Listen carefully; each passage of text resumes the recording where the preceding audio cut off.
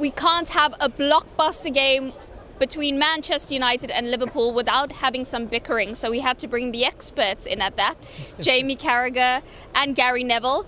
Gary, I'm going to start with you.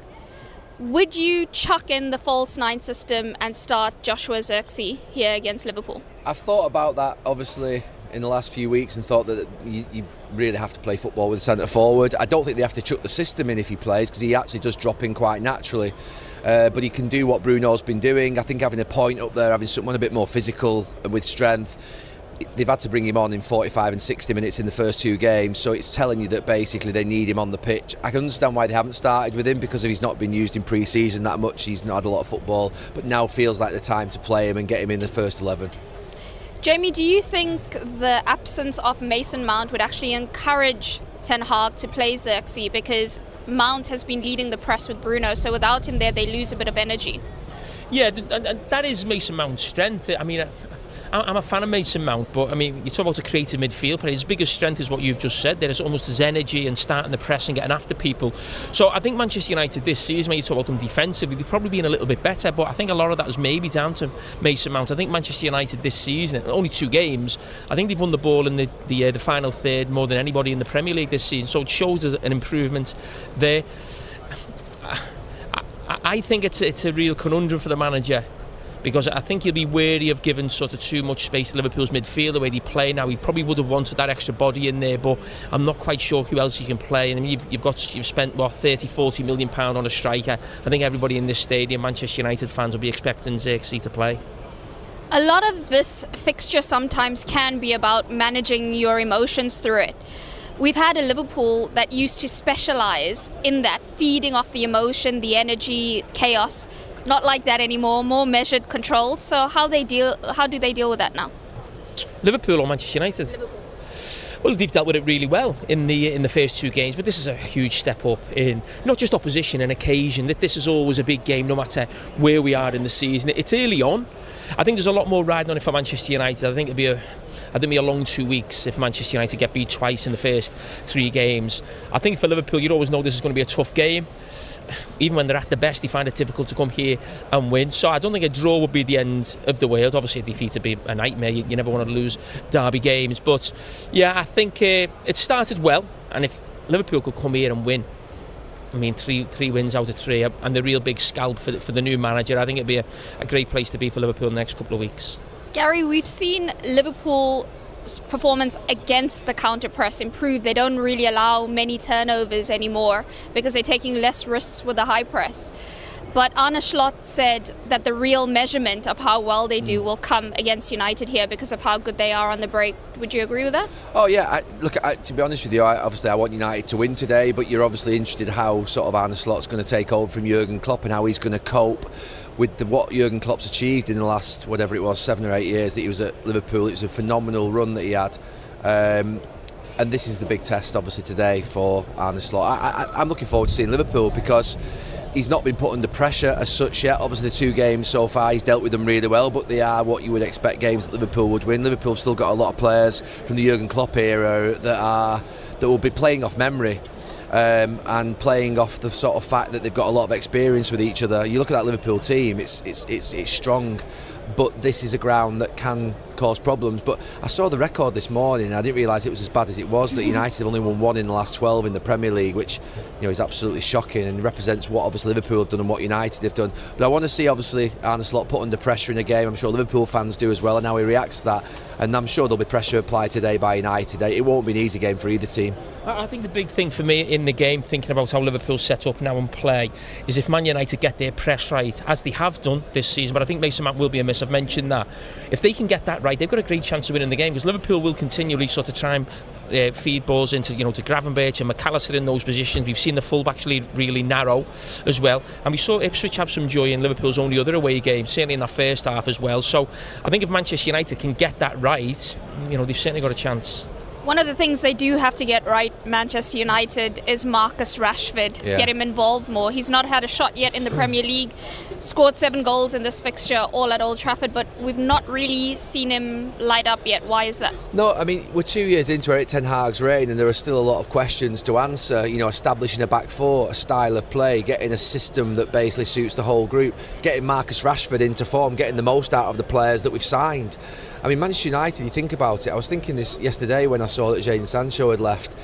And you think of the fact that Jadon Sancho has come here for 70 odd million, Di Maria came here for 60 odd million, Ance's come here for 80 odd million. It's really 3 signings that are almost like £250 million that haven't worked, and yet they've got also an academy player now that's one of the sort of biggest talents in the country that's struggling. So we've really got to get that right, and that's why I was probably against the signing of Raheem Sterling in the week. Not because I absolutely don't rate Raheem Sterling as a player. Him smiling. No, it's not. No. Every time he talks about Raheem, he caveats about I get on with Raheem. I love Raheem. I worked together with Roy Hodgson with Raheem. Just say that you didn't want him to come to Man United. No, but I didn't want him to come because I thought... You don't have to caveat it. I do have to caveat it because it may be people would think it was personal. It's not personal at all. Amad Diallo, Garnacho, Anthony and Rashford are all either homegrown products or have signed for big money, and we've got 4 wingers. That's enough. We've got Xerxes, Højlund, we've got midfield players in abundance. We've got to get the best out of the players we've already got here. So for me, you're asking about Marcus Rashford. He's a 30-goal striker, 30-goal-a-season striker, stroke winger, and we've not got that out of him in the last 12 months. We've got to get back to that because Manchester United have still got a problem at this moment in time. How are they going to score goals this season? How are we going to score goals? And that is a question that he's answering very quickly. About 12 months ago, you said to me, I said Marcus Rashford would never be the sort of should never be the main. He should leave. No, he says to leave. Well, he probably should, but I don't think he scored will 30 ever goals be that season. Last season? No, the season that you said he should leave, he scored 30 goals. Yeah. So what I'm saying is Marcus Rashford being Manchester United's best attacker? Is that enough for Manchester United to win a league or a European Cup? No, is he still the best attacker? But we know Marcus Rashford's not an attacker. We know he's a left-sided forward. You said 30 goals a season. He's not. Yeah, but what I'm saying to you is we know that on that left side, someone who can score 20, 30 goals is quite unique, and he can do that, and he's proven it. What happened last season is a mystery because he gets his new contract. Everybody feels like Marcus Rashford's going to kick on and play for England in the Euros. He gets left out of the squad. He has a terrible season. The club have a terrible season.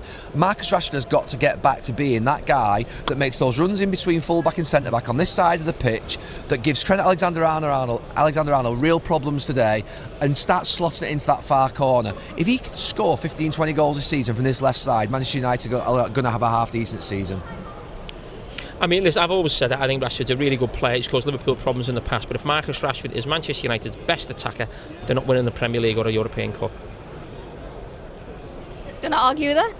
No, but my point is, Marcus Rashford is one of 22 players in the squad. I'm not asking him to be the best attacker in the club. I'm asking him to be the man who scores 15, 20 goals from that left-hand side of the pitch. I want Garnacho to score the same 15, 20 goals from that right-hand side of the pitch. And then in the middle is where the bigger question comes. He's pointing the pressure on Marcus Rashford. The problem is, can Xerxes or Højlund become the strikers that Manchester United will need to get the goals that will take them towards a title in the next 3 or 4 years? They're big questions that Erik Ten Hag's got to answer. And at this moment in time, what I would say is that United have got far more energy, far more youth. They look far more like a profile of team that I'd like to see at the club. Agati signing this week as well than I've seen in the last few years. Now, Erik Ten Hag has still got to establish a style of play and a way of winning regularly with a style of play and an identity. That's the big thing. This club will demand from him, the City CEO, Dan Ashworth, will demand an identity and a style of play from him. Obviously, he's got to win. He can't finish 8th in the league. But we're still asking the question 2 years on about how Manchester United are going to play. In the first 2 games, we've changed back 4, we've changed system, we've changed centre-forward and no centre-forward in the game. That's 3 big things within a game that have changed. He's not going to do it. So my point is, he's not going to do it. What Manchester United's board are asking for, he's not going to do. Well, he hasn't done it in the first 2 games, he hasn't done it for 2 years, so why is he going to start now? Last year, he was obliterated with injuries. What we mustn't take lightly either, that it's very difficult to win trophies. And Erik Ten Hag has won trophies, so let's not take that lightly either. He's won 2 trophies in 2 seasons, and sometimes if you can just get that little bit of luck and win trophies along the way and work it out and something can fall into place, which sometimes needs to happen, it may happen in this next few months. But in these next few months, Erik Ten Hag will be judged.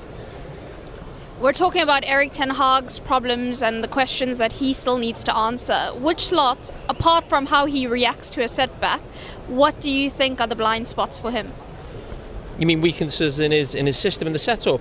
I mean, listen, look, going back to the first half against Ipswich, I was watching Liverpool and there was a few turnovers. Ipswich were winning it, and I think about that today, and I just think, as a coach, when you're trying to play from the back and you're trying to get into midfield, if it's not working, do you continue to do that and play into the opposition's hands if they're getting joy? And I think that's my one worry. The first sort of 15, 20 minutes here, this crowd will be up, they'll be aggressive, the players will be pressing, Bruno Fernandes runs all over the place, and at times something can happen from that. It'll be really interesting how Liverpool deal with that if there is a couple of turnovers early on, which I would imagine there would be for Manchester United. Whether they think, well, okay, now can we get into the front players? Because Liverpool did that really well to Mo Salah in the last home game, actually. But as I said, it's a completely different proposition coming to Old Trafford and Manchester United. But they're the things you look at initially, thinking, are they playing too many balls into midfield when you're around the edge of the box? But that's why he wanted the number 6 in Zubamendi. He wanted that type. You think of Manchester United in the past brought Casemiro in, Ugarte's coming, so they're a different type of profile to what Liverpool are looking for in that position because of the way the manager plays. The two big challenges that I see for Arne Slot in the next 12 months, it's short to medium term, are that when he goes through his first bad patch, and that idea that I think most managers have had when you've had a long-term manager of it feeling like sort of the stepdad speaking rather than the real father that they've been listening to for the last 7 years. David Moyes said that famously after Sir Alex Ferguson left. We know that Unai Emery struggled after Arsene Wenger leaving. So when they go through that first bad patch, do the players stay and keep faith in him? That's going to be a test when it comes. It'll come at some point. And the next big thing, obviously, as the season moves on, is the fact that Trent Alexander-Arnold, Salah and Van Dijk, three, I'm not going to say irreplaceable, because Liverpool are a club that will be here for another 100 years and will be successful again, but they're almost irreplaceable in this short term, because we know how difficult it's been for Liverpool to get players in this transfer window, and for other clubs as well, to get them 3 players replaced like for like in the next 12 months. And try and keep the noise quiet on that this season, when towards the end of the season people start asking, well, he's not signed a contract. So I think to try and get them locked in, or at least 1 or 2 of them locked in, I think is really big, or else that will start to just sort of build pressure a little bit, I think, on not on the manager, but he's the one that's got to face the questions.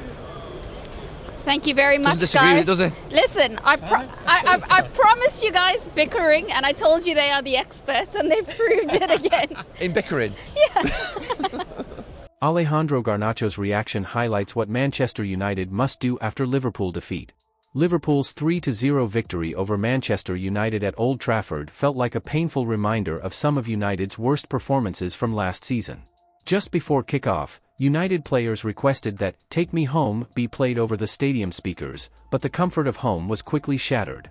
Casemiro, once a beacon of midfield strength, now finds himself facing harsh criticism. 11 months ago, Casemiro was substituted at halftime with United trailing 1-0 against Brentford.